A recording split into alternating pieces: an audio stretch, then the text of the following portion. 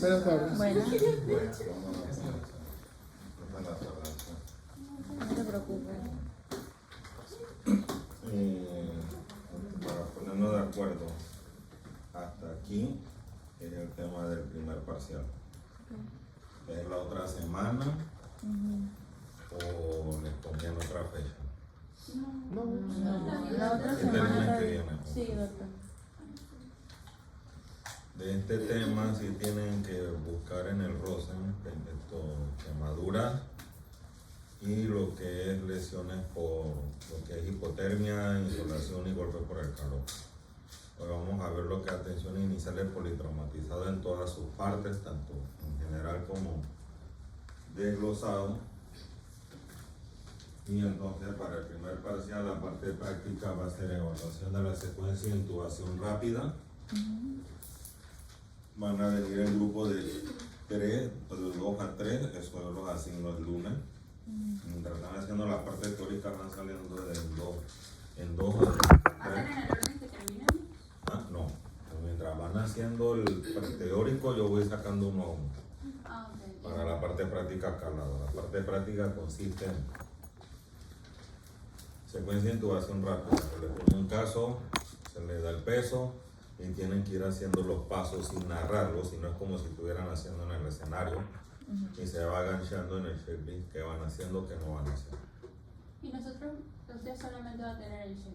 Ajá, correcto. RCP con DEA, o sea, con desfibrilador externo automático, y RCP con desfibrilador manual.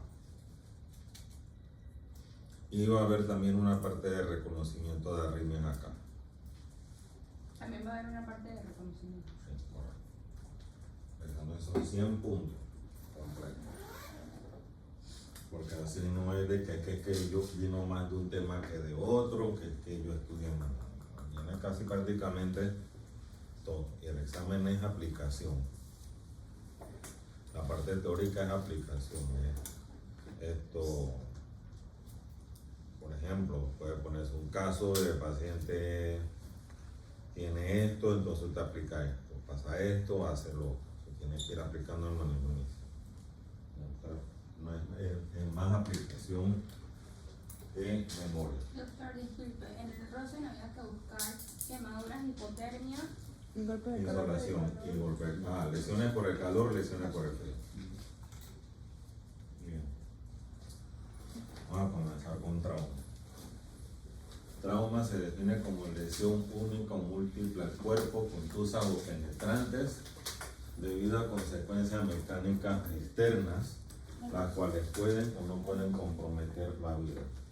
Cuando hablamos de penetrantes, el concepto de penetrancia significa que hay una herida con compromiso de cavidad que potencialmente requiere manejo quirúrgico. O sea, cuando usted pone el término trauma penetrante, es porque la cavidad fue comprometida, fue penetrada, fue involucrada. En este caso estamos hablando de cavidad craneal, estamos hablando de cuello, estamos hablando de tórax, estamos hablando de pelvis, abdomen, perdón.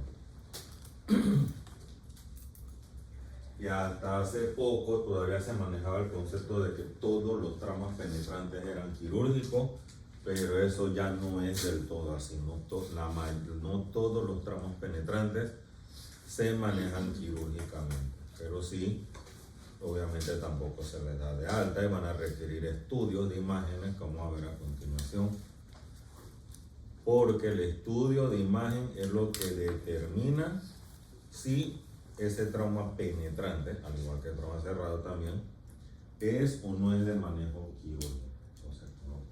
Entonces, cuando hablamos de trauma, el trauma es o contuso o cerrado, que es lo mismo, o abierto o penetrante, y ahí vemos la diferencia entre uno y otro. Ahora vamos a ver cómo se define la penetrancia en cada trauma. Trauma múltiple y politraumatismo no es lo mismo, no es sinónimo, y politraumatismo no es un diagnóstico. Si usted está atendiendo a un paciente, usted pone como diagnóstico politraumatismo, eso significa que usted no sabe qué tiene el paciente. Politraumatismo es una condición de gravedad del trauma.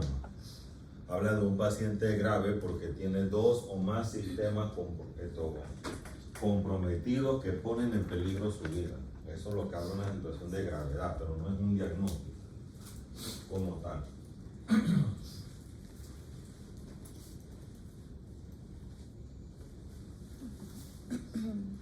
Esto es el promedio de los últimos años, excluyendo, por supuesto, los heridos y los muertos en situaciones de conflicto que por obvias razones en los últimos 5 años ha aumentado, ¿verdad? Por eso yo digo, o sea, yo dudo mucho que haya mundial el otro año.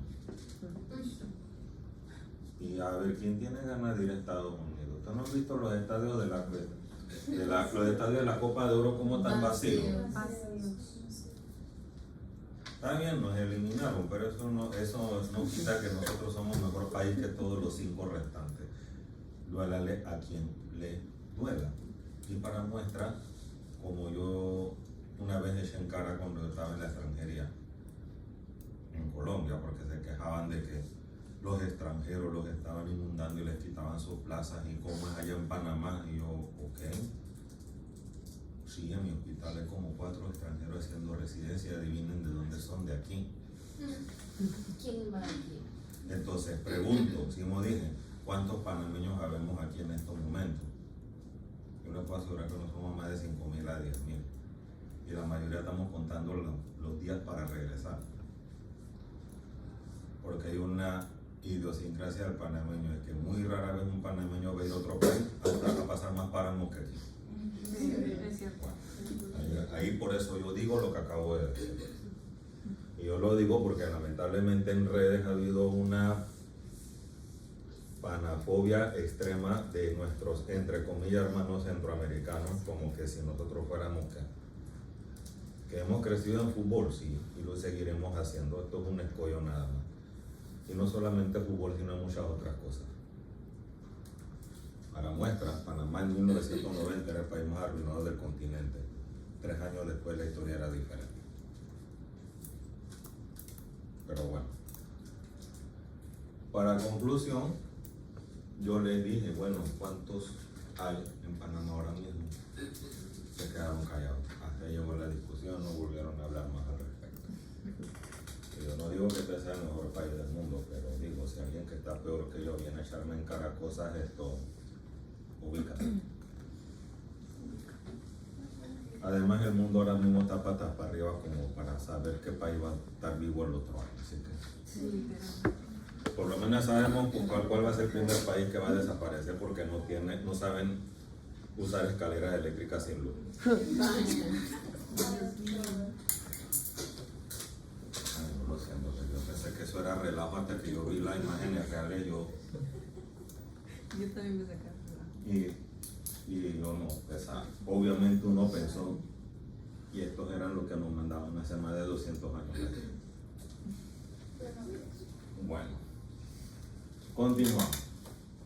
No, pues, lamentablemente la realidad política del mundo ahora mismo está completamente revuelta, ¿no? Así que, bueno, por eso digo, esto es excluyendo Gaza, Irán, Israel, Ucrania, Rusia, India, Pakistán, Yemen, que son los lugares donde más matadera hay ahora mismo, ¿no? Por suerte, de este lado del mundo, del río Bravo hacia abajo, hay un acuerdo universal en donde esta área nadie tiene armas nucleares, todavía. El acuerdo de Tlatelolco, se le llama eso. En ese escenario. Esta es la razón por la cual en América Latina no hay peligro nuclear intrínseco. Extrínseco es otra cosa, ¿no? Bien. ¿Qué es? ¿Qué es eso? Una moto. Es una moto. Ahora vamos a ver otra imagen. Bien. Otro punto importante con el trauma es el costo. 1/3 de los pacientes de trauma van a requerir cuidado crítico. Entonces hay otra situación, que la mayor parte de los pacientes que sufren un trauma que compromete su vida o amerita hospitalización, están en edad productiva. El trauma es la principal causa de muerte entre los 5 a 45 años de edad. Entonces, esta es una persona en edad productiva que estudia, trabaja y de repente sufre una lesión que lo incapacita. Es un costo económico bastante importante que va a aumentar dependiendo de la secuela. Y hay un detalle con el trauma, que lo peor que puede pasar no es la muerte. Porque hay cosas peores que la muerte en trauma, como por ejemplo un paciente que quede con secuelas neurológicas severas por un trauma craneoencefálico severo, o un paciente que quede con un trauma raquimedular, con compromiso lumbar, torácico o peor, cervical, que es el paciente que queda cuadripléjico el resto de su vida. Y en el caso de las lesiones espinales, hasta este momento no hay nada que revierta eso. Ahí no existe fisioterapia, ahí no hay células madre todavía. O sea, una vez que hay sección medular completa, eso es irreversible e irrecuperable. Y el paciente queda vivo. Es un paciente joven. Eso se da mucho, por ejemplo, en época de estación seca es bastante común. El típico que se tira en un río o en una piscina de clavado y se ve con el fondo. Ya, hasta ahí. Bien, y eso es una sencilla razón. El cuello, la columna cervical es el área más móvil de la columna. Por eso es que es el área también que más se lesiona. Es el área que la gente menos se cuida. Bien. Ya esto habíamos visto lo de la evaluación inicial, ahora lo vamos a aplicar en el trauma. Esto es como la primera clase. En la prehospitalaria, ¿qué es lo que se hace con respecto al trauma? Mantener la vía aérea permeable. Todo paciente inconsciente o con lesiones por arriba de las clavículas o que se desconozca el mecanismo del trauma y tenga alteración del estado de alerta, hasta que se demuestre lo contrario, tiene compromiso de la columna cervical y de la cabeza. Por ende, debe ser movilizado en bloque. Y en un paciente con trauma, la vía aérea se abre por medio de las maniobras del levantamiento mandibular. Por en un rato, ya cuando termine la parte teórica, se las muestro aquí en el monitor. Sin embargo, si aún con mantener cabeza y cuello estabilizados en el mismo nivel que el resto del cuerpo, no se logra una adecuada permeabilización de la vía aérea, priva la permeabilidad de la vía aérea sobre el control de la columna cervical. Eso ya sería en un caso extremo. Bien. El control de las hemorragias externas. Toda herida que esté sangrando debe ser inmediatamente controlada por medio de presión directa. Se hace con presión directa sobre la herida y si no se logra controlar la hemorragia, se procede a elevar la extremidad afectada siempre y cuando no haya lesión músculo ósea o articular en esa extremidad. Y se realiza un punto de compresión en la arteria más cercana. En el caso de las extremidades superiores, sería en la arteria braquial, que se localiza en un punto medio entre el codo y el hombro, en la cara interna del brazo, por debajo del bíceps, ahí se siente la braquial y ahí se comprime. O en el caso de las extremidades inferiores sería a nivel femoral, que es el punto entre el tercio interno y los dos tercios internos por debajo del ligamento inguinal. Ahí entonces se logra. Y en un caso extremo entonces, que hace muchos años se decía que no se hacía, pero eso está volviendo de moda ahora, el torniquete. Pero el torniquete es el último recurso, no el primero. ¿En qué momento se indica? Cuando no hay manera de controlar la hemorragia por otros medios. Y hay que salvarle la vida al paciente. Pero no es la primera elección. ¿Por qué? Porque cayó en desuso durante mucho tiempo. Porque hubo muchas amputaciones provocadas por el torniquete y no por la hemorragia. Torniquetes para situaciones extremas, como por ejemplo que tú no vas a tener un hospital cerca inmediatamente, se usa mucho, o por supuesto, en los conflictos armados. ¿Bien? Y hay que saberlo hacer.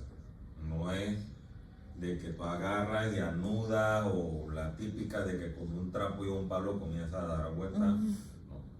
El uso más común es con una correa ajustada de estas que son, que no son como esta De Villa. de villa, sino de las que se corren porque se pueden ajustar fácilmente. Si al usted realizar compresión directa, el apósito que usted está usando se empapa de sangre, o la garra se empapa de sangre, inmediatamente lo que usted hace es que usted agarra otro apósito y lo coloca encima, pero no se quita el previo, porque usted va a remover el coágulo que ya se esté formando y va a ser peor la hemorragia. La inmovilización adecuada de lesiones a músculos, huesos y articulaciones por medio del entablillado. Eso no hay un manual de cómo se entablilla, sino en principios como por ejemplo, uno, se entablilla la lesión como se encontró. La mayoría de las lesiones en las extremidades superiores, el paciente va a tener la extremidad en flexión. Entonces así se le inmoviliza. Entonces no puede venir a agarrar y extenderlo. En el caso de las extremidades inferiores, salvo algunas excepciones, la mayoría de las veces el paciente tiene la extremidad en extensión. Entonces la entablilla o la inmoviliza de esa manera sin colocar nada encima del área lesionada. Y siempre se va a inmovilizar las articulaciones que están por arriba y por abajo del sitio de la lesión. Y antes de entablillar siempre se debe evaluar pulso distal y coloración y temperatura de la piel distal, buscando ¿qué? Compromiso vascular. Esto en el caso de la inmovilización, el entablillado. Y existen tres tipos de entablillado, que es el entablillamiento rígido, cuando usted utiliza, como su nombre lo indica, cualquier material rígido, puede ser un palo, una tabla, un paraguas, un cartón, también sirve. El entablillado blando, se utilizan por ejemplo almohadas, se utilizan frazadas, sobre todo para las extremidades inferiores, y el famoso cabestrillo, por medio de una venda triangular. Y el entablillado anatómico, que es cuando usted entablilla la parte lesionada con la parte sana. Se usa muy común, por ejemplo, en los dedos. Moviliza uno con el otro por medio de cinta adhesiva o esparadrapo, o en el caso de las extremidades inferiores, una extremidad con la otra. Y por supuesto el traslado inmediato al sitio más cercano y adecuado al tipo de paciente. Bien. ¿Por qué se debe avisar a dónde va el paciente? Porque hay que preparar todo lo que se necesita para atender a ese paciente. Cuando hay escenarios de múltiples víctimas, usted tiene que ubicarse en el escenario en el que está. Si usted está en un escenario en donde con lo que usted tiene usted puede resolver, la prioridad son los pacientes que están en mayor riesgo de morir, o sea, el más grave. Pero si usted está en una situación en donde sus recursos, la situación sobrepasa su capacidad de respuesta, la prioridad la tiene aquel paciente grave que tiene mayores posibilidades de sobrevivir, que es lo que se llama el crítico recuperable, que la mayoría de las veces es lo que ocurre. A nivel prehospitalario, por ejemplo, ¿qué se hace? Hay muchos métodos de selección de pacientes, o el famoso triaje, que esto, en el caso de la prehospitalaria, ellos evalúan primero si el paciente respira o no respira. El paciente que no respira espontáneamente luego de abrir la vía aérea automáticamente se considera ya sin pronóstico. El paciente que respira luego de abrir la vía aérea se considera crítico. Y así van evaluando la ventilación o la circulación y así. Bien.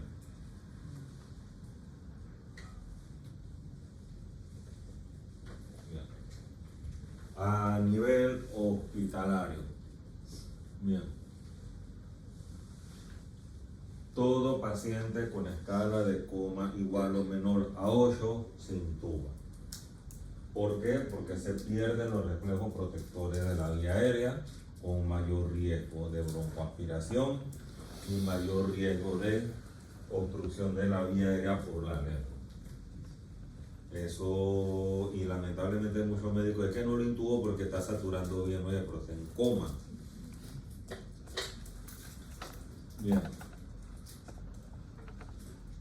Alternativas a la intubación endotraqueal siguen siendo los dispositivos supraglóticos cuando no se puede intubar. Todo paciente que tenga hipoxemia demostrada con saturación menor del 94% se le debe administrar altas concentraciones de oxígeno. Todo paciente con compromiso circulatorio, el modo de reposición de volumen es por medio de acceso venoso periférico. Las vías vasculares de elección son las vías venosas periféricas, preferiblemente a nivel antecubital. Las vías venosas centrales no son la primera elección en trauma, sino es lo último que se hace. Bien. Y la alternativa a la vía venosa periférica es la vía intraósea. En aquellas situaciones donde está en peligro la vida, la identificación de las hemorragias, tanto externas como internas, y lo que es la reposición de volumen o sangre. Entonces hay que evaluar la gravedad del shock. Porque si el paciente sigue en estado de shock ya con 2 litros de cristaloides, lo que hay que pasar inmediatamente es al uso de hemoderivados y al control del sangrado. Bien. En la vía aérea igual se tiene que evaluar la permeabilidad y, como les mencioné, si no se puede intubar, la alternativa son los dispositivos supraglóticos. Bien. Todo paciente con escala igual o menor a 8 se intuba. Por supuesto, se sigue usando el fentanil como pretratamiento y como premedicación, premedicación, lo que el fentanil pretratamiento como con la ketamina, y el sedante de elección aquí es la ketamina por su efecto en el sistema cardiovascular por la liberación de catecolamina. El etomidato está contraindicado cuando hay trauma craneoencefálico porque tiene actividad proconvulsivante y también puede provocar insuficiencia suprarrenal. Entonces, aquí en este algoritmo, el paciente está inconsciente, igual, se encuentra bien, respira o no respira, tiene pulso o no tiene pulso, entonces se abre la vía aérea, se inserta un dispositivo de vía aérea. Bien, el paciente no está consciente, entonces se evalúa vía aérea permeable sí y no. No tiene la vía aérea permeable, porque un paciente con trauma que está consciente puede tener la vía aérea comprometida por trauma facial, por quemaduras, bien, o por cuerpo extraño. Entonces igual se despeja la vía aérea y se coloca el dispositivo avanzado para la vía. Si el paciente está consciente y tiene la vía aérea permeable, entonces aquí se valora la ventilación, en donde si tiene alguna indicación de soporte ventilatorio mecánico por insuficiencia respiratoria, recuerden que el soporte ventilatorio mecánico se da de 2 maneras: vía no invasiva o vía invasiva. En trauma, la mayor parte de las veces la vía por la cual se va a administrar el soporte ventilatorio mecánico va a ser la vía invasiva, o sea que el paciente hay que intubar. Bien. ¿Se justifica la intubación prehospitalaria? No. La única indicación absoluta de intubación prehospitalaria es que el sitio de manejo definitivo hospitalario sea demasiado lejano. Pero la intubación prehospitalaria lo único que hace es aumentar la mortalidad. Aquí lo que hay que hacer es dispositivo supraglótico. En la ventilación, igual, evaluar cohibitora, buscando asimetría, buscando crepitación, buscando salida de aire a través del tórax, auscultando bilateralmente, percutiendo bilateralmente, sobre todo buscando los llamados signos tempranos de neumotoras atención, que el signo temprano de neumotoras atención es el aumento progresivo de la taquipnea. Cuando el paciente ya tiene desviación de la tráquea, desviación de los ruidos cardíacos, eso ya es tardío.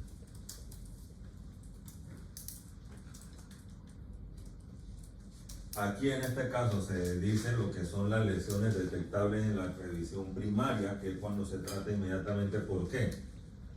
Porque el 85% de las lesiones en el tórax, el manejo no es quirúrgico, a diferencia del abdomen. Entonces aquí vemos cómo se trata la ventilación, administrando altas concentraciones de oxígeno. Si el paciente no respira o la respiración es insuficiente, la ventilación con bolsa de máscara y pasa a secuencia de intubación rápida. Hay neumotoras de tensión, se descomprimen. Hay neumotoras abiertos, se sellan. Ahora vamos a ver eso a continuación. La hipoxia, como en todo evento crítico, se asocia a peor pronóstico y cada evento duplica la mortalidad, más aún si el paciente está hipotenso. En la parte ventilatoria, al evaluar la ventilación, se encuentra timpanismo con ruidos respiratorios disminuidos y el paciente está inestable o en insuficiencia respiratoria, se inserta inmediatamente una aguja en el segundo espacio intercostal con línea medioclavicular o en el quinto espacio intercostal entre la línea axilar anterior y la línea axilar media. ¿Cómo me ubico en el segundo espacio intercostal? Por medio del ángulo de Lewis, y ahí yo puedo ir contando. Y se va a insertar siempre por arriba de la costilla inferior y no superior. ¿Por qué? Pues recuerden que el paquete vasculonervioso de la costilla pasa por debajo de la costilla. Y se coloca un tubo pleural. Y el sitio de colocación del tubo pleural o del drenaje percutáneo es lo que se llama el famoso pictel, que es un tubo de plástico que se inserta con una guía metálica pequeña y que él queda enrollado dentro de la cavidad pleural como si fuera el rabo de un cerdo, por eso es que se le llama pictel. Porque él está recto, porque tiene está ferulizado con la guía, pero una vez que él entra y se retira la guía, él se enrolla adentro de la cavidad pleural para mantener el drenaje. Entonces, ese es el sitio de la colocación de un tubo pleural o de un drenaje percutáneo. Quinto espacio intercostal entre la línea axilar anterior y línea axilar media. ¿Cómo usted se ubica? Usted ubica la línea axilar anterior, la línea axilar media, y busca una línea que perpendicular venga desde la tetilla y cruce ambas líneas axilares. Sería, a ver, esta sería la línea axilar anterior, línea axilar media, acá está la tetilla, usted traza una línea así, perpendicular a ambas líneas, y en medio, en ese punto, ahí usted queda en el quinto espacio intercostal, ahí coloca el tubo pleural. Porque a veces no es fácil buscar el ángulo de Lewis, sobre todo si el paciente es obeso. Tenemos las indicaciones de drenaje pleural, ya sea por medio de un tubo o de un drenaje percutáneo. Recordar, neumotoras, aire en la cavidad pleural. Hemotoras, sangre en la cavidad pleural. ¿A qué le llamamos herida soplante en tórax? Ahora vamos a verlo a continuación. Importante que el paciente tiene un neumotórax pequeño, asintomático, pero va a ser sometido a presión positiva porque se le va a llevar a salón de operaciones o va a ser llevado en avión. Hay que ponerle un tubo pleural. ¿Por qué? Porque La presión.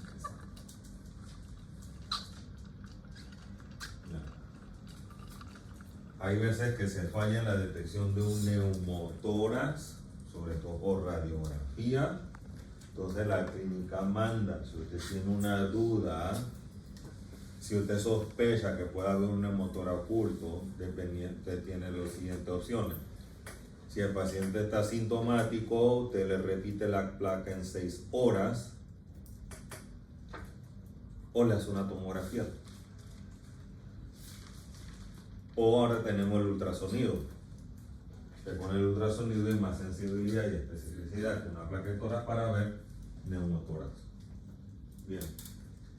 Esto es un neumotórax abierto. Eso es cuando hay un defecto en la pared torácica que compromete la cavidad pleural de más de 2/3 del diámetro de la tráquea. Entonces recuerden que cuando se inspira, la presión intratorácica es más negativa o más positiva. Más negativa. activa. Entonces, ¿qué va a pasar? ¿Qué va a pasar? El aire va a entrar por allí. Ujú.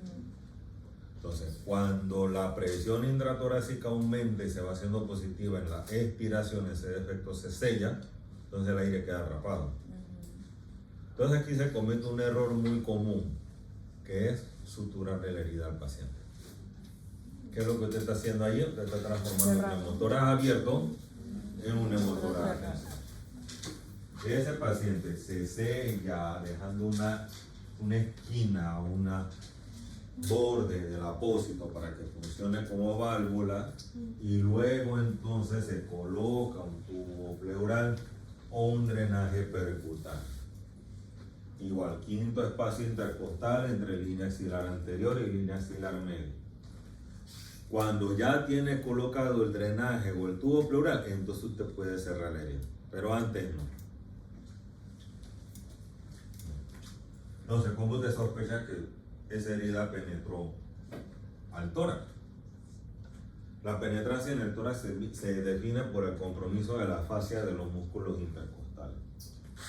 Si en la herida, la fascia de los músculos intercostales está comprometida, eso comprometió la pleura, porque por debajo de los intercostales que ya está, la pleura parietal. Y hay otras señales, obviamente. Si por la herida está saliendo aire, eso silba, eso sopla. Usted palpa enfisema subcutáneo, la piel crepita. Bien. Entonces, sale el aire con burbuja de aire, perdón, la sangre de la herida sale con burbuja de aire. Eso indica que hay compromiso de la cavidad. Si hay salida de sangre, entonces tenemos un hemotórax. La mayor parte de los hemotórax son producidos por lesiones de los vasos bronquiales, por los intercostales o por las mamarias. Algunos de esos son los más comunes. Y si el paciente tiene un drenaje de más de 1500 cc inmediatamente o más de 200 cc por hora en las primeras 2 a 3 horas, esa ya es indicación de toracotomía inmediata. O sea que el paciente hay que llevarlo al salón de operación.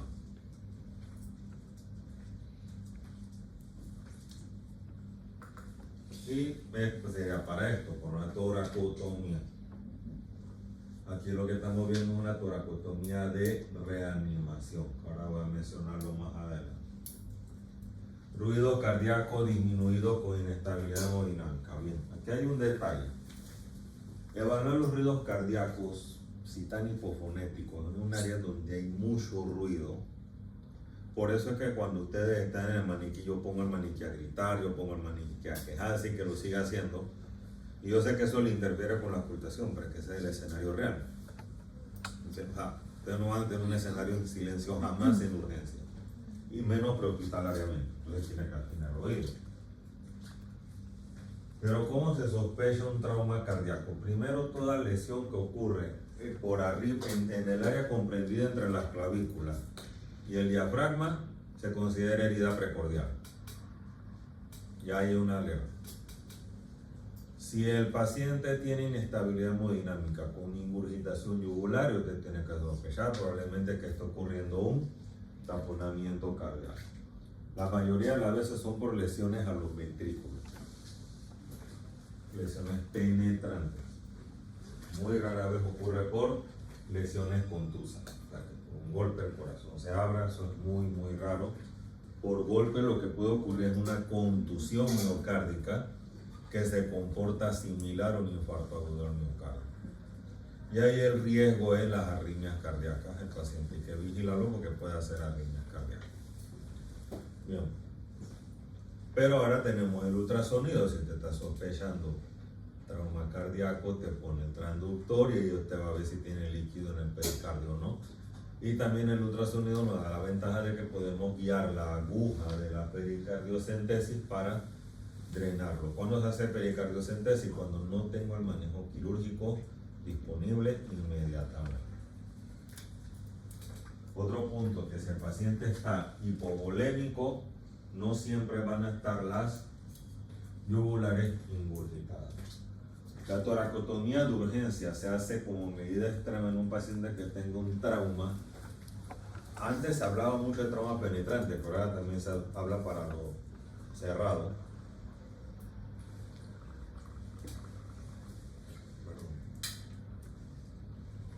Y lo que consiste en abrir el tórax, separar las costillas, clampear la aorta,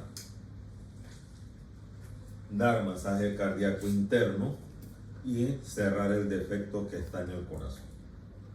Es una medida extrema en pacientes prácticamente agónicos.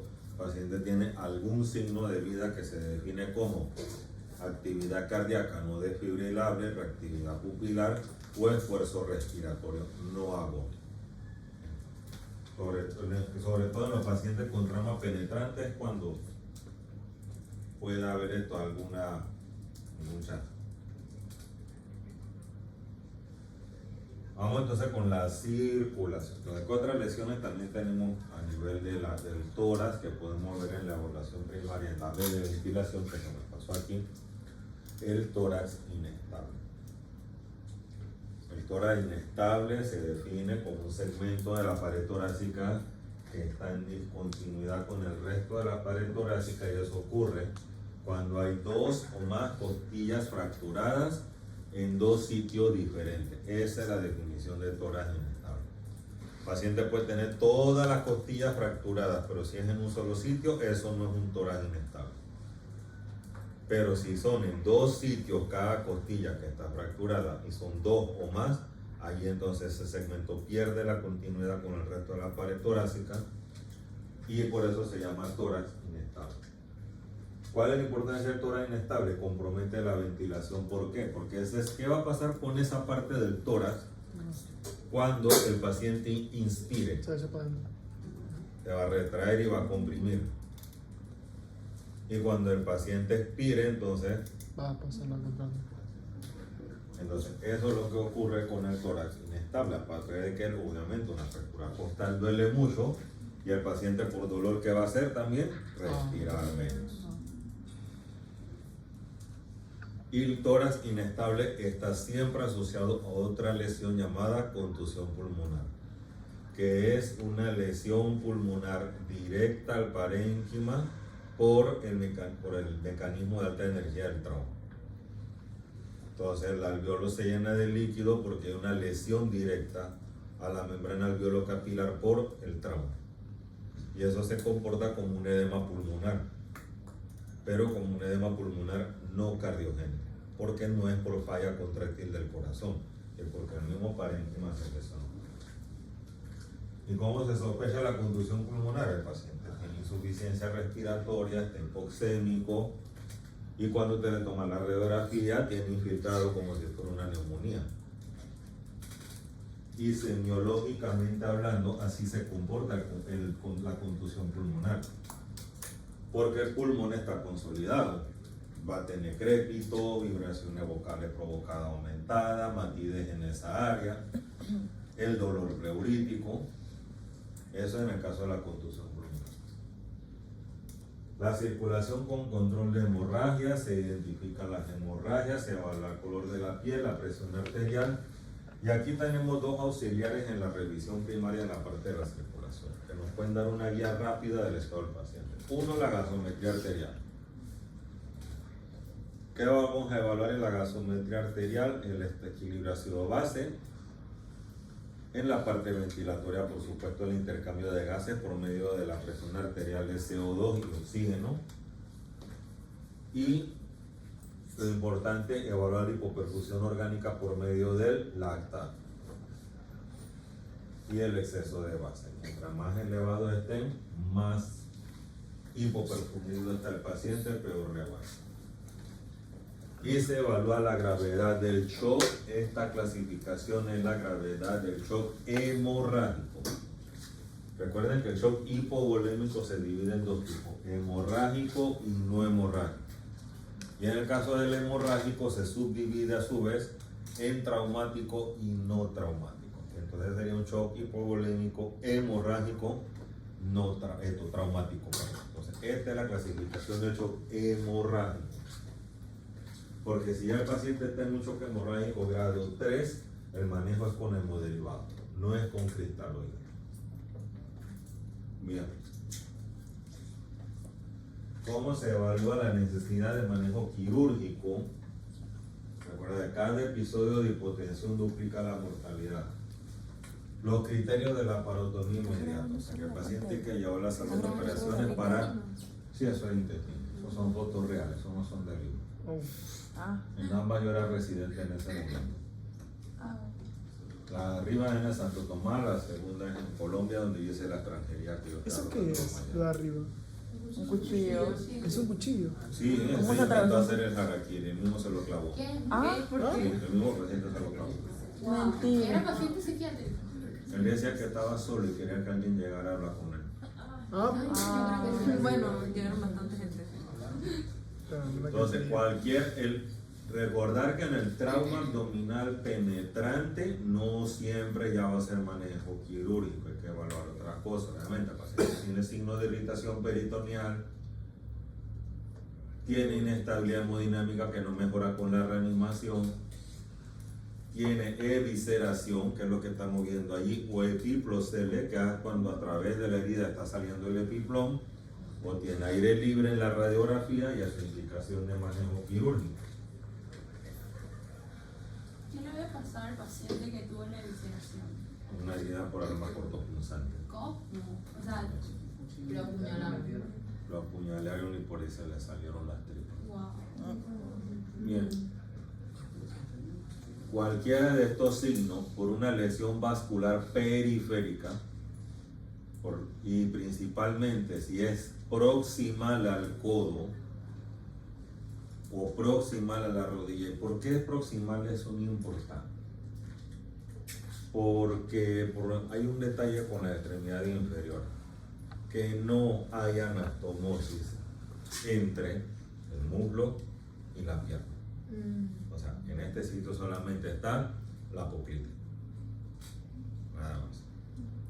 Acá sí hay todavía algo de anastomosis, pero también al ser paquete vascular es grande, el paciente se va literalmente a desangrar y se va a morir de esa manera. Esto es lo que le llaman los signos de certeza, los signos duros de lesión vascular. Eso es que si el paciente lo tiene, el manejo es quirúrgico. El paciente hay que llevarlo rápidamente al salón de operación. Y existen los llamados signos de alarma o signos blandos, que allí consisten los pulsos distales disminuidos, los cambios de coloración y de temperatura distal a la lesión, el compromiso de trayecto vascular, o sea que la herida está en un área donde se sabe que pasa un vaso arterial importante, o que haya soplo o frémito palpable. Cualquiera de estos signos se le llaman los signos blandos o signos de alarma, y eso es indicación de estudio de imagen para descartar ¿qué? Lesión vascular.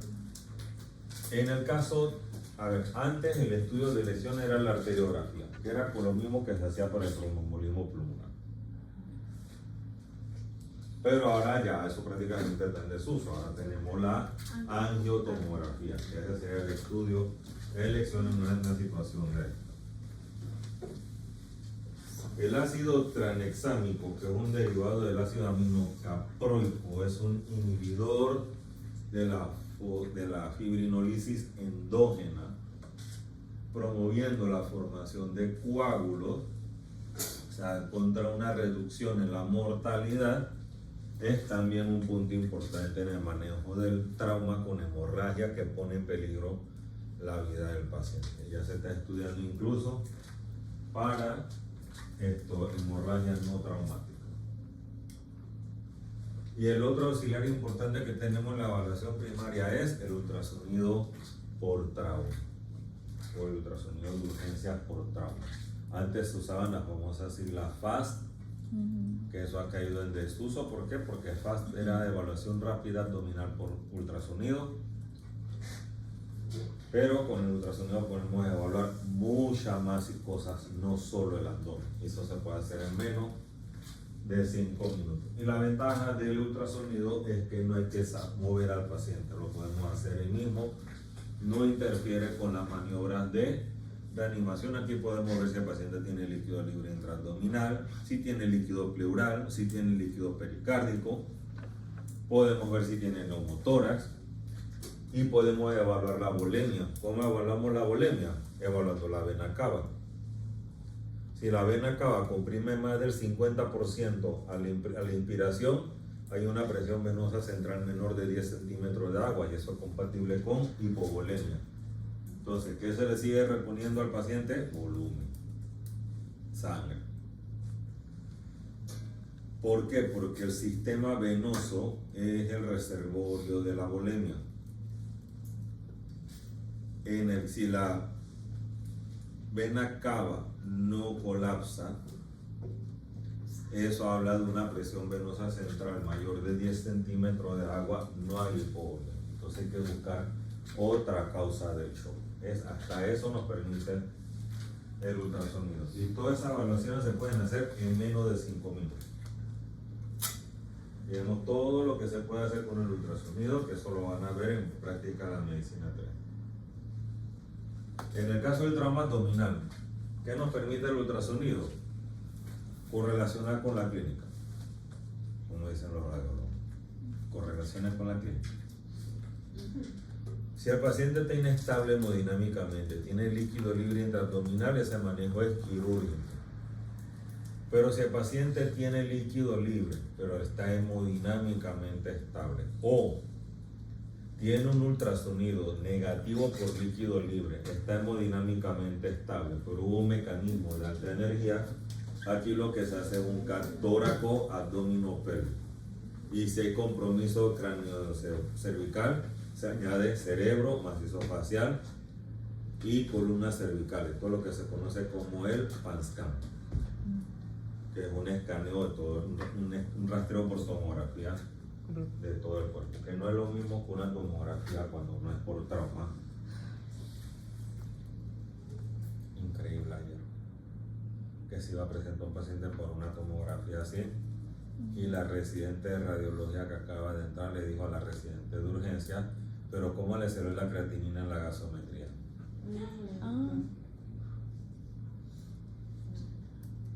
Sí. Yo quiero saber, si me dicen, si ustedes saben qué gasómetro da la creatinina, me avisan para que se ¿verdad? Bueno, Que me dé de el una tipaje de todo. y las plaquetas y todo eso, ¿no? O sea, Tenía mucho sueño. qué bueno que renunció a urgencias años atrás, porque ya había entrado de urgencias primero. Pero solo le llamaron la atención en una entrega de turno y se puso a llorar y renunció. Sí, es que en el examen de la entrevista también se puso a llorar con nosotros, por eso me acuerdo de ella. Pero bueno, por suerte no fue en el Santo Tomás que entró, sino en el otro hospital y allá después renunció. Acá lo hubiéramos renunciado más rápido. Sí.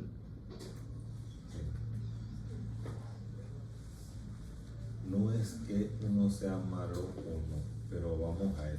La vida es injusta, la vida es dura y no es fácil. Entonces, si por cada tropiezo que tú tengas te vas a tirar al piso a llorar, no vas a resolver nada. Entonces, lamentablemente, creo que es bueno que haya más normas, que no se perpetúen y se sigan repitiendo los abusos que ha habido generacionalmente a lo largo del tiempo, y el famoso "si a mí me lo hicieron, yo lo hago también", o "así me criaron a mí también". Pero lo que yo no acepto es que alguien más joven que yo venga a comportarse de esa manera, justificándolo como porque él lo maltrataron, cuando esa persona no sufrió ni la mitad del maltrato que en su momento me tocó sufrir a mí, y que yo he procurado no repetir. Yo podré ser muy estricto, yo podré ser muy sarcástico, muy irónico, pero humillar a alguien, eso muy rara vez lo he hecho. Y si lo he hecho es porque a mí me colmó la paciencia y se lo busqué, y porque lo intentó hacer conmigo primero. Entonces ahí hay que ubicar a la gente. Pero, por Dios, la creatinina en una gasometría. Yo creo que la va a coleccionar otra estrella de renuncia pronto. O sea, y lo más triste es que la edad de entrada de una residencia es más alta que antes. La edad promedio de un R1 en mi tiempo era 25, 26, 27 años. Ahora la edad promedio de un R1 está arriba de los 30 años. Se supone que deberían ser gente más madura, pero no lo es. Estamos esperando una interna que dice que tutea a los funcionarios en la sala. Ya, bueno, es otra más que repite pronto. O sea, estamos mal verdaderamente. Y como siempre lo he dicho, vienen tiempos difíciles y no va a sobrevivir el más fuerte, va a sobrevivir el más adaptable y el más resiliente. Cosas que faltan mucho actualmente. Bien. ¿Qué laboratorios se toman aquí? Continuamos. Me acordé de ese detalle del pasado. Un punto importante, antes que se me olvide, son los mecanismos de trauma, que lo habíamos visto en la primera clase. Porque los mecanismos de trauma es igual a estudio tomográfico. ¿Por qué? Porque hay lesiones que no se ven en radiografía, hay lesiones que no se ven en ultrasonido. Por ejemplo, lesiones retroperitoneales que estén sangrando no las va a evaluar el ultrasonido, porque el ultrasonido solo evalúa la cavidad abdominal, no evalúa el retroperitoneo. Bien.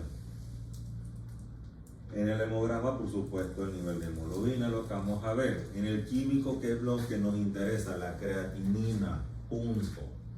El resto de los laboratorios del químico son dirigidos al paciente de acuerdo a sus comorbilidades. Porque comorbilidades que se descompensan con el trauma, como la diabetes, por ejemplo, la hipertensión en pacientes cardiópatas.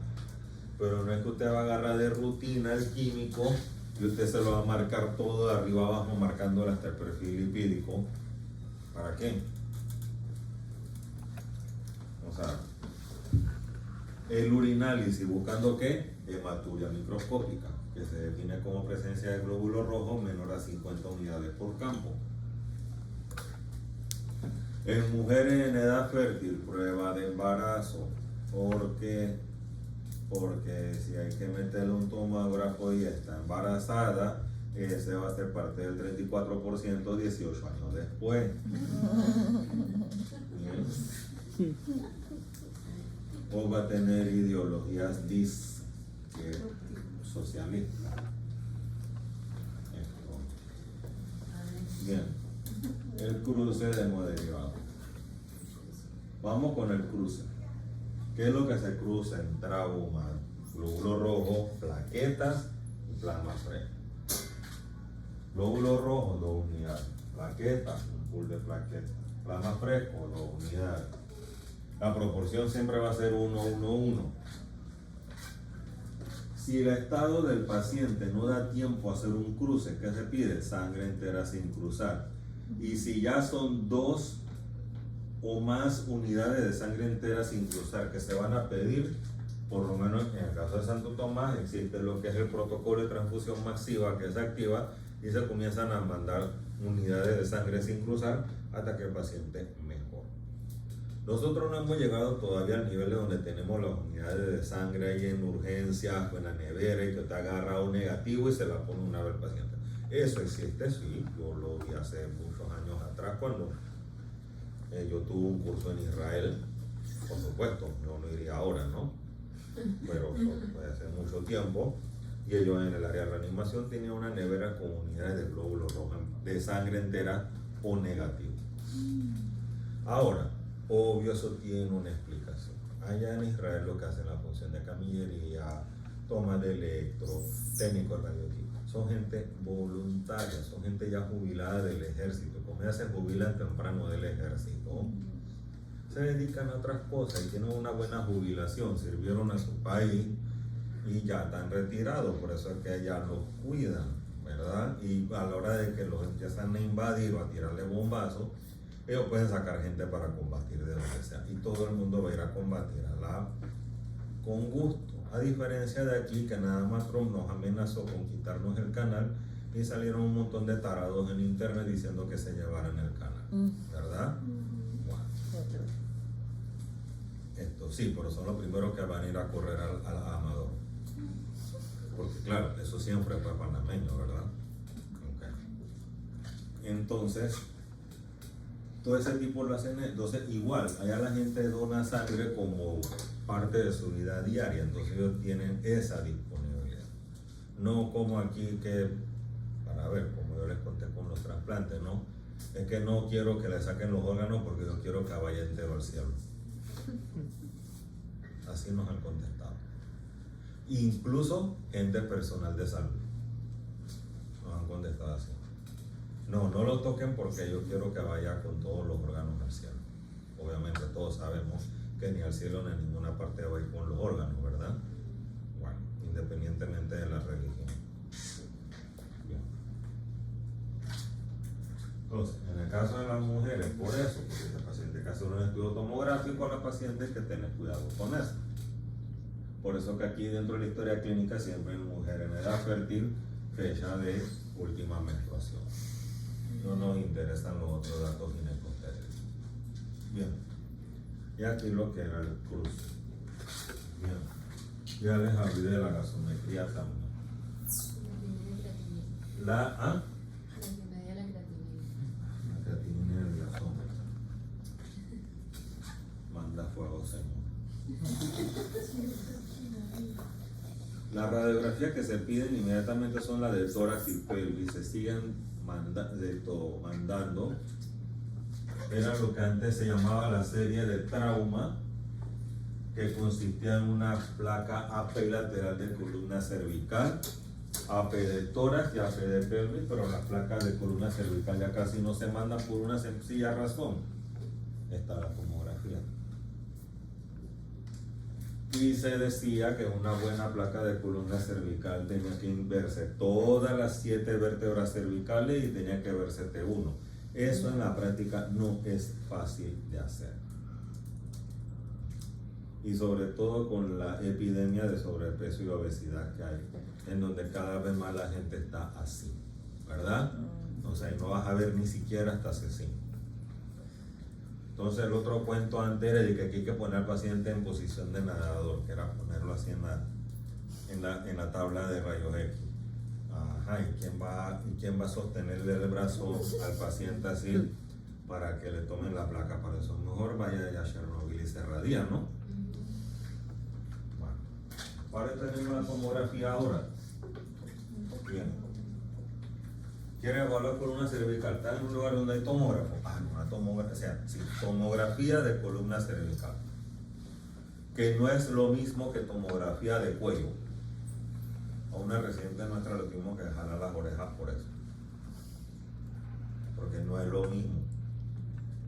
Tomografía de columna cervical, claro, que van a ver todo el cuello, pero el énfasis es volumen. Pero si tú quieres ver tejido blando, vía aérea, todo eso, ya hay una tomografía de cuello. Eso lleva contraste. Y si quieres ver estructuras vasculares, ya no es una tomografía de cuello contrastada, es una angiotomografía. En el déficit neurológico, evaluar escala de coma de Glasgow, evaluar las pupilas, ya lo habíamos visto. Aquí evaluamos el trauma craneoencefálico, que se define como una lesión provocada directa o indirectamente al cráneo. O sea que no es necesario que el evento mecánico golpee directamente al cráneo y que tiene consecuencia compromiso neurológico. El compromiso neurológico puede ser desde la cefalea hasta el estado de coma.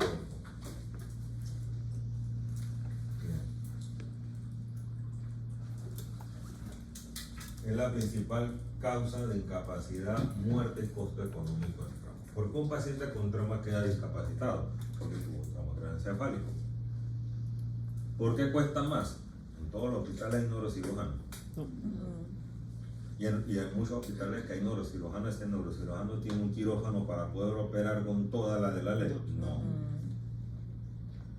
El 70% de la gente que muere en un accidente de tránsito, en el escenario de que muere, pues de trauma craneoencefálico, muere de una lesión mortal al cerebro. Es la mayoría de los que mueren. Mortalidad de trauma craneoencefálico severo es del 60%. Eso es. La gravedad del trauma craneoencefálico se mide por medio de la escala de Comer-Lago. Paciente con un trauma craneoencefálico leve es el que está 15-15. Moderado, estamos hablando de 9 a 14. Severo es de 8 para abajo.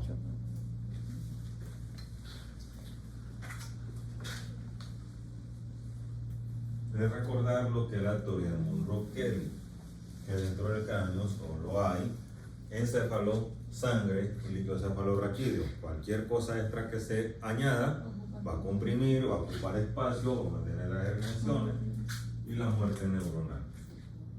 Bien.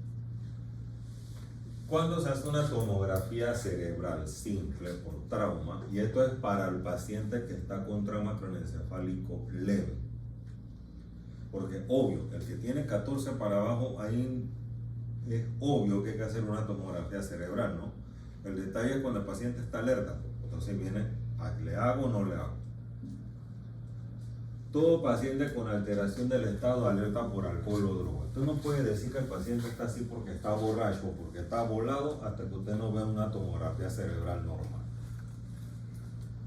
Cuando usted vea esa tomografía cerebral normal y no tiene otras lesiones, agarre y échelo afuera del hospital a que pase la borrachera. Pero antes de eso no. Eso lo digo así mismo. No tienen nada, chao. El hospital no es para cuidar ebrios, lo lamento.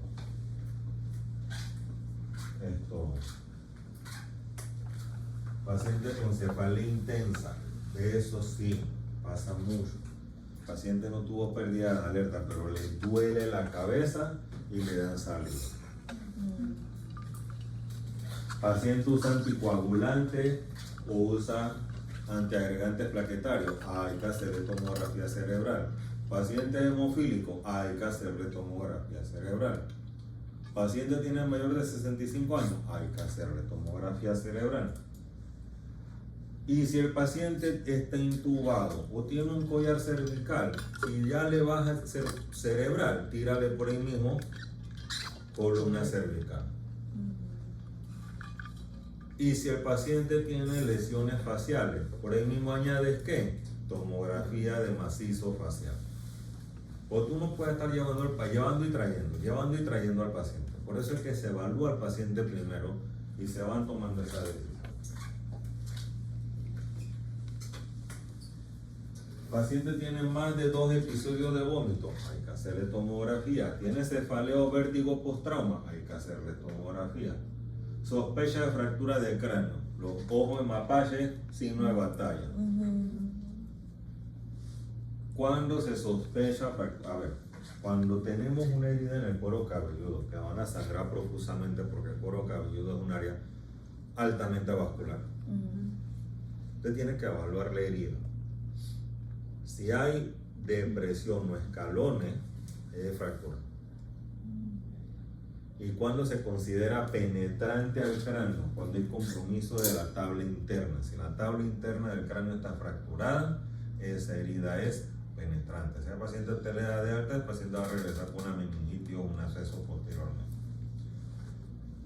Y se me pasó mencionarles que en cuello la penetrancia la define el compromiso del platismo. Y en el abdomen, el compromiso de la fascia de los músculos abdominales. ¿Por qué? Porque debajo de los músculos abdominales ya tenemos el peritoneo parietal. Bien. La amnesia previa al trauma. Es el paciente que te dice, ¿qué me pasó? Es que cuando yo desperté ya yo estaba en el hospital, o estaba en la ambulancia, o tenía a la gente a mi alrededor. No sé qué ocurre. Ese paciente que hace de tomografía.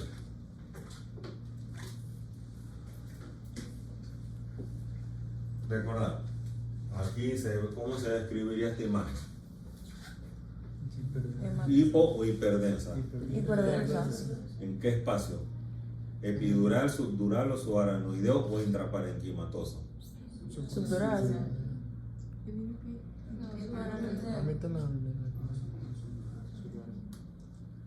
Bien, la dura madre con esto está fijada al cráneo. ¿Sí o no? No.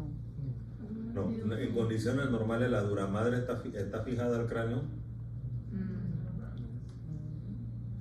Eso es bueno.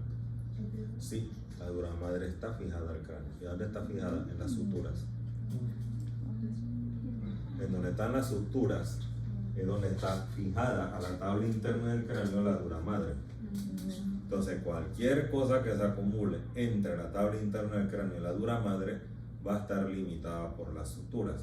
Es un hematoma epidural. Y por eso adopta esa forma, porque no se puede extender más allá porque las suturas se lo impiden. Por eso comprime más rápido, porque hacia dónde va a expandirse, hacia el parénquima cerebral. Y usualmente, aunque aquí no se logra ver bien, están asociadas a fracturas craneales, porque los hematomas epidurales son por lesiones de los vasos meningios. Por eso que son más comunes temporales, porque ¿qué arteria pasa por aquí? La meningia medio. Y ahí se ve que hay lesión, ahí hay efecto de masa. Sí. Tiene desplazamiento de la línea media. Tiene con el ventrículo lateral del mismo lado del hematoma prácticamente No se ve. no se ve. En cambio, aquí tenemos una imagen hiperdensa. ¿En qué espacio? No lo mismo, ¿no? ¿Se acuerdan lo que yo les dije? ¿Dónde está fijada la duramadre? Sí. En las suturas. Entonces, por debajo de la duramadre que está, no viene la aracnoide. Y entre la aracnoide y el parénquima cerebral está el espacio subaracnoideo, que es por donde corre el líquido cefalorraquídeo. Entonces, ¿esa imagen es subdural o subaracnoidea? Subaracnoidea. Si es subaracnoidea, debería dibujar las cisuras. Y aquí no dibuja las cisuras. Este es un hematoma subdural que adopta una forma semilunar, porque él sí tiene espacio para expandirse antes de comprimir el encéfalo, que aquí ya lo está comprimiendo también. ¿Por qué los hematomas subdurales son más graves que los epidurales? Porque cualquiera dirá que los epidurales son más graves. No, los que tienen mayor mortalidad son los subdurales, porque los subdurales usualmente tienen lesiones directas al parénquima cerebral. Y es por desgarro de los senos venosos. Pero el mecanismo de trauma que provoca un hematoma subdural lesiona directamente el parénquima cerebral. Por eso tienen mayor mortalidad. Y aquí sí hay también hemorragia subaracnoidea. ¿Cómo se ve? Si ustedes ven, ahí se ven como unas rayas blancas que son como lineales que se meten por la cisura. Así se ve la hemorragia subaracnoidea. La hemorragia subaracnoidea dibuja la cisura porque ese es el espacio subaracnoideo. Y aquí también tenemos efecto de masa. Pregunta, ¿cuál sería el pronóstico de ese paciente? Muy malo, malo. Estos pacientes usualmente quedan con secuelas. Ok. Usualmente. Vamos a este punto. Siempre un golpe en la cabeza, aunque sea leve, va es malo. Cualquier cosa que ocurra en la cabeza no va. Bien, manitol o solución salina hipertónica como medida antiedema. La solución salina hipertónica o una solución salina que está por arriba de 7.5%. El manitol es un glúcido que tiene capacidad osmótica. Bien. Por ende tiene efecto diurético. Y ambas han demostrado su utilidad como medida antiedema cerebral. ¿Cuál se utiliza? Sencillo. Paciente está normotenso y normovolémico, manitol. Paciente está hipotenso o hipovolémico, solución salina hipertónica. ¿Se usa dexametasona en trauma craneoencefálico? No, está contraindicado, completamente contraindicado. Y se lo hago énfasis porque mucha gente lo sigue haciendo. Aquí hay hospitales que lo siguen haciendo como si eso fuera norma, porque lo han agarrado de costumbre, de folclorismo. Pero es que así lo hacemos aquí, en los fondos.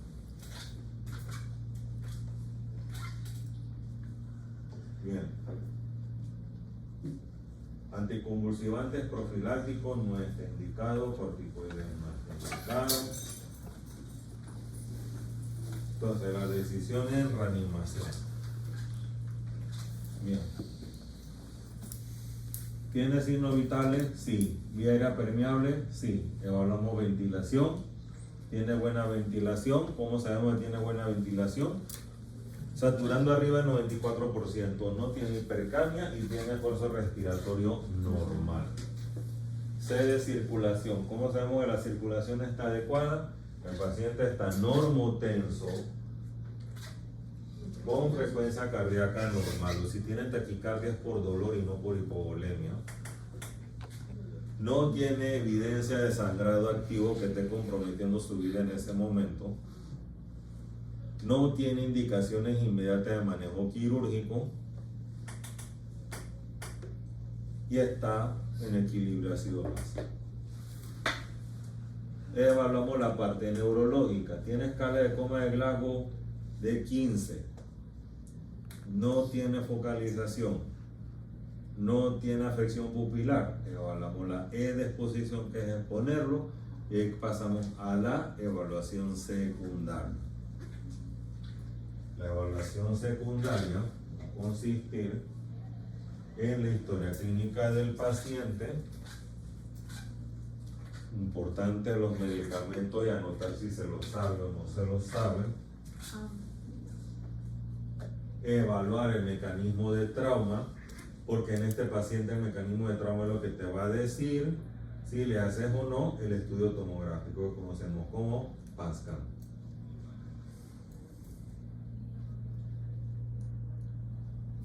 Y la evaluación de cabeza, pies, comenzando con la cabeza hasta llegar a las extremidades. ¿Qué evaluamos a nivel de cabeza, cara y cuello?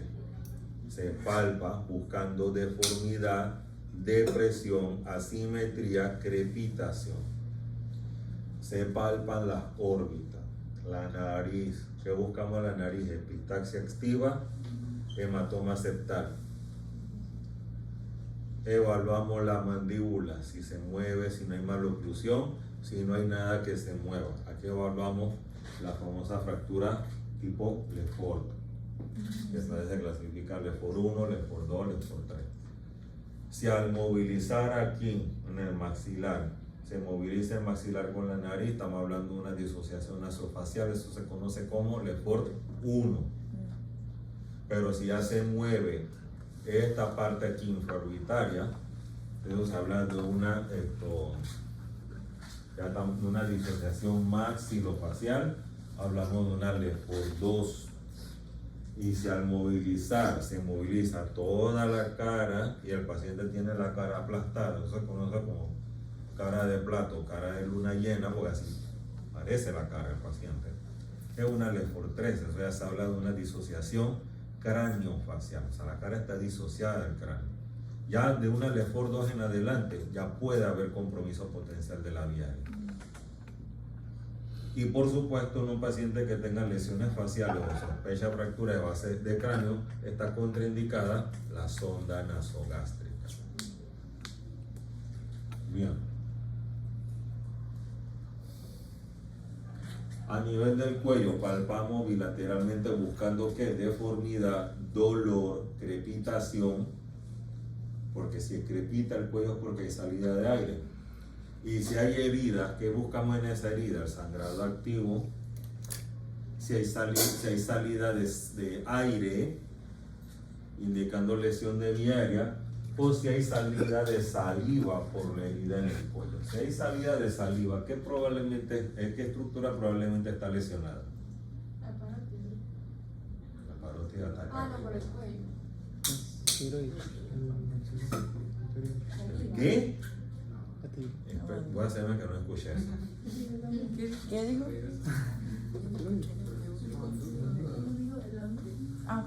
Tiene una herida por aquí y está saliendo saliva. El esófago. Lo más común.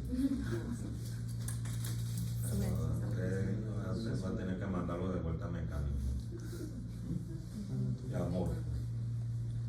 Sobre todo amor. Bien. El cuello se divide en 3 zonas. Zona 1, zona 2, zona 3. Entre la base del cuello y el cricoide, zona 1. Entre el cricoide y la mandíbula, zona 2. Por arriba de la mandíbula, esta área de aquí, zona 3. ¿Qué importancia tiene esto? ¿Qué estructuras predominan mayormente en zona 1? La vía aérea. ¿Qué predomina en zona 2? Tiroides, vía aérea y estructuras vasculares. Y acá predominantemente hay ¿qué? Estructura vascular, la carótida. Tórax, volvemos a reevaluar el tórax. Abdomen, palpamos el abdomen buscando sobre todo la parte que menos le duele y por ahí se palpa. Cambia. Perineo, recto y vagina se evalúa visualmente y se hace tacto, buscando ¿qué? Lesión hemorrágica o lesión de uretra. ¿Cómo se sospecha la lesión uretral? Si hay sangrado uretral, que no es lo mismo que hematuria. Hematuria es orina con sangre. Uretrorragia es que por la uretra está saliendo sangre. Próstata movible o cabalgante, que le hace el tacto y la próstata se mueve. O hay hematoma escrotal o hematoma en los labios mayores, o en el caso de las mujeres. O hay hematoma perineal o en el periné. Esos son signos de lesión de uretra y está contraindicado colocar una sonda Foley. En el caso de las mujeres solo se visualiza si hay salida de sangre. Bien. Músculo esquelético se evalúa palpando simétricamente cada hueso desde la clavícula en las extremidades superiores y desde las crestas ilíacas en las extremidades inferiores. ¿Cómo se evalúa? En el caso de las crestas ilíacas, agarrando ambas crestas ilíacas se comprime y luego se hace un movimiento anteroposterior, buscando ¿qué? Inestabilidad. Hay inestabilidad, hasta ahí lo deja. ¿Por qué? Porque entonces hay que fijar la pelvis. Y puede haber hemorragia interna a nivel retroperitoneal. Cada hueso y cada articulación se evalúa individualmente buscando ¿qué? Deformidad, depresión, dolor, y se evalúa la temperatura y la coloración y los pulsos distales. Bien. Este es el punto, esta es la parte que a mí me dice qué otras radiografías voy a tomar, porque no es que yo voy a mandarle radiografía al paciente por mandar. Y las radiografías se mandan de acuerdo a la parte afectada, porque esto no es brazo, brazo es esto.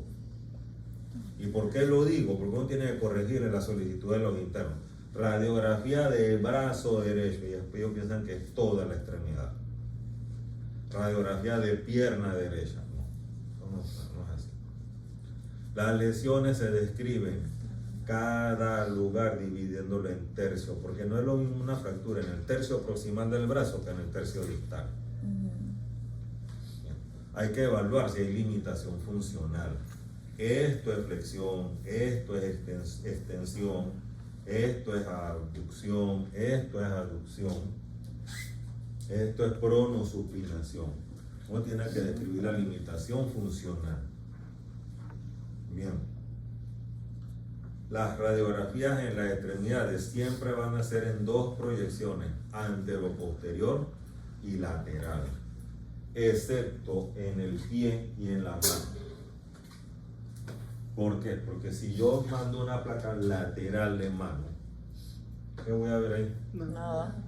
Entonces, ¿cómo se manda? Anteroposterior y oblicuo. Lo mismo en el pie. Pero, las lesiones de la muñeca, que usualmente no va a estar con el edema solo en la muñeca. ¿Hasta dónde llega el edema? Hasta la mano. Y en las lesiones del tobillo, solamente hay edema en el tobillo. ¿El edema hacia dónde va? Hacia el pie. Siempre. En lesiones de muñeca o en lesiones de mano, ya sea que una o ambas estén afectadas, se mandan las dos. AP y oblicua de la mano, AP y lateral de la muñeca. Ahí usted tiene una vista completa de todo esto. Lo mismo en el tobillo. API lateral del tobillo, API oblicua del pie. Bien, el resto, API lateral, exceptuando el hombro, que en el hombro se manda anteroposterior y axial, porque en la lateral no va a haber nada tampoco. ¿Qué es lo que buscamos en la radiografía? Fracturas y luxación. ¿Cuándo se considera una fractura expuesta? Cuando la fractura tiene comunicación con el medio externo a través de una herida. No es porque el hueso está fuera. Solamente con que en el área de la fractura haya una herida y la herida llega hasta la fractura, eso es expuesta. ¿Qué se hace en una fractura expuesta? Se irriga con abundante solución salina y se pone antibiótico terapia lo más rápido posible. No se sutura la herida, no se le da salida al paciente. Por eso las heridas se revisan. Si usted está viendo que por la herida está saliendo como grumos de grasa, esos grumos de grasa adivina qué son. ¿Qué es? Médula ósea. Es una fractura expuesta. Bien.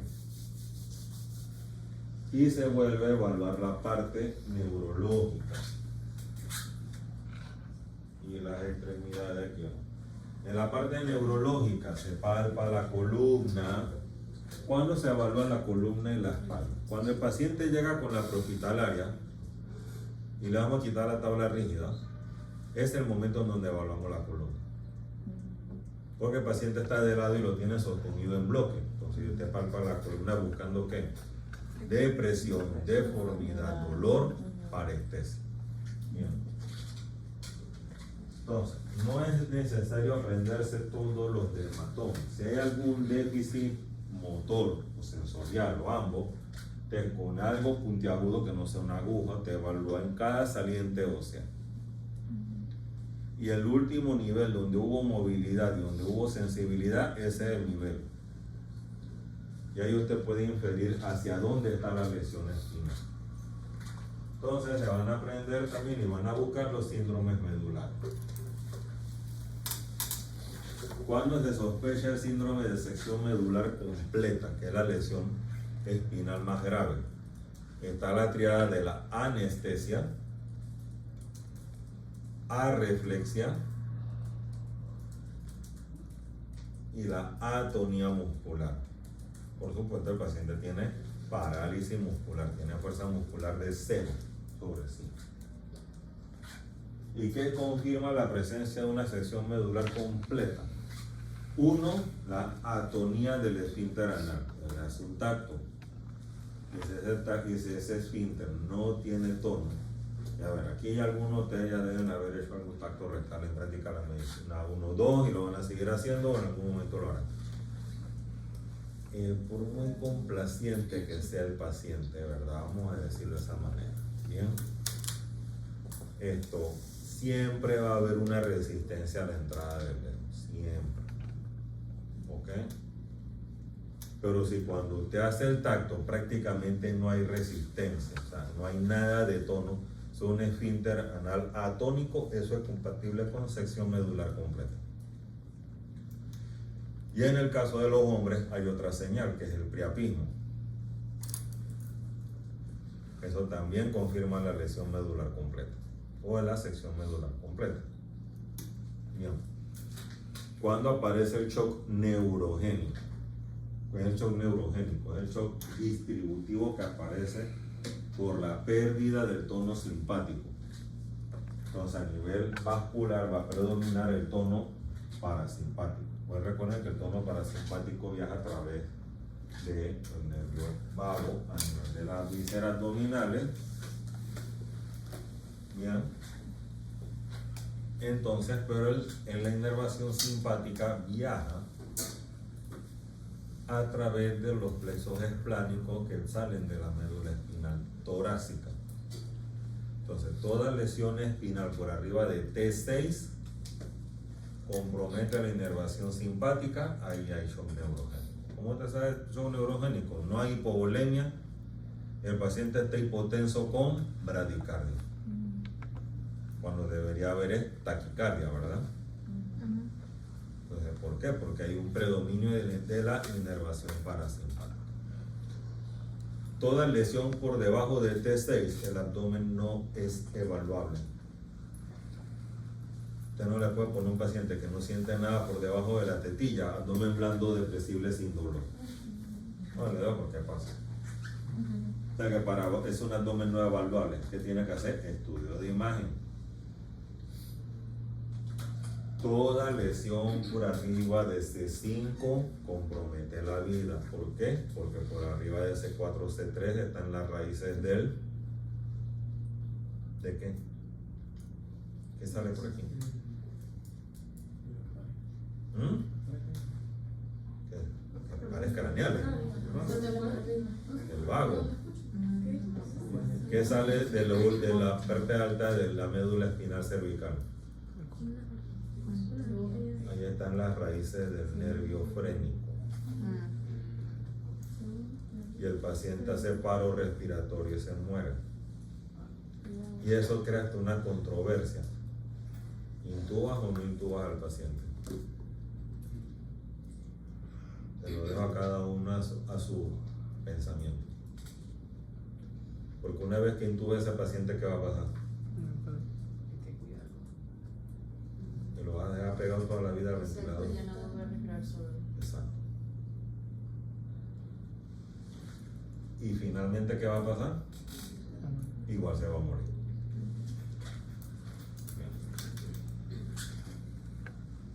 Evaluar la fuerza muscular, ya habíamos hablado de la tomografía, un punto importante. Para mencionarles los dermatomas. Los dermatomas se aprenden con la saliente ósea. C5, C6, C7, C8. Bien. T1, T4 la tetilla, T6 el sifoide, T10 el ombligo, L1 ya la inguinal, L4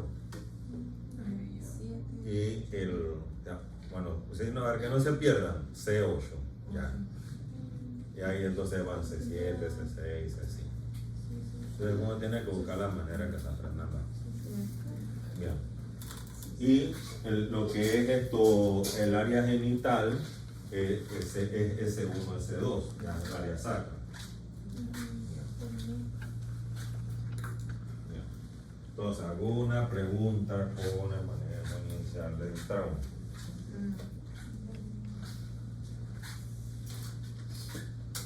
En la parte de quemaduras que tienen que aprender. En la clasificación de las quemaduras por grado.